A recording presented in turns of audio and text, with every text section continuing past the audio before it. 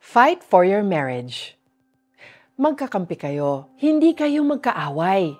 Ito ang palaging iniisip ni Camille sa tuwing magkakaroon sila ng misunderstanding ng kanyang mister. Isa ito sa mga advice ng kanilang ninong at ninang sa kasal.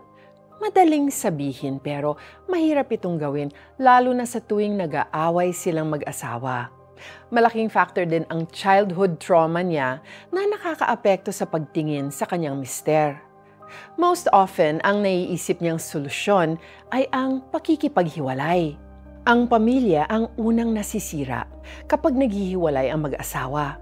Sa mga ganitong pagkakataon, the devil, Satan, is rejoicing because his plan is to steal, kill, and destroy. It's a total opposite of what God has in store for you. His plan is to bless our families and use us to be a blessing to others too. Para mangyari ito, God instructed married couples to always forgive each other and to choose love. The secret to a successful marriage is putting God at the center of it. Sabi ng Bible sa Ang Mga Ngaral 4 verse 12, kung ang nag-iisa'y maaaring magtagumpay laban sa isa, lalo na ang dalawa. Ang lubid na may tatlong pilipit na hibla ay hindi agad malalagot. Your marriage may not be perfect, but you can make it work if you choose to fight for it. Hindi option ang paghihiwalay if our purpose to get married is to glorify God through our relationships. There will be days na parang mas gusto na nating mag-give up, but don't worry.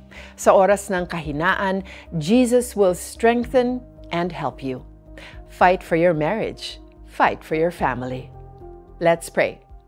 Dear Jesus, tulungan mo po ako to always choose to love and to always forgive my partner. Sa mga oras na sobrang hirap pong umintindi, help me to find strength in your promises. Teach me to be humble and accept my mistakes too. Today, I am deciding to always fight for my marriage and family. Thank you, Lord. In Jesus' name I pray. Amen.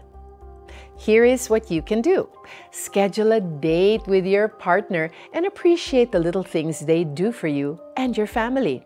If you know someone who is struggling with their marriage, you can share this devotional with them. Ito naman ang inuutos sa mga may asawa.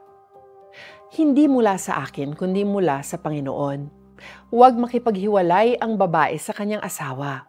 Ngunit kung siya'y hihiwalay, manatili siyang walang asawa o kaya'y muling makipagsundo sa kanyang asawa. At huwag rin namang palalayasin at hihiwalayan ng lalaki ang kanyang asawa. 1 Corinthians 7 verses 10 to 11. I'm Joyce Burton Titular. Be blessed always!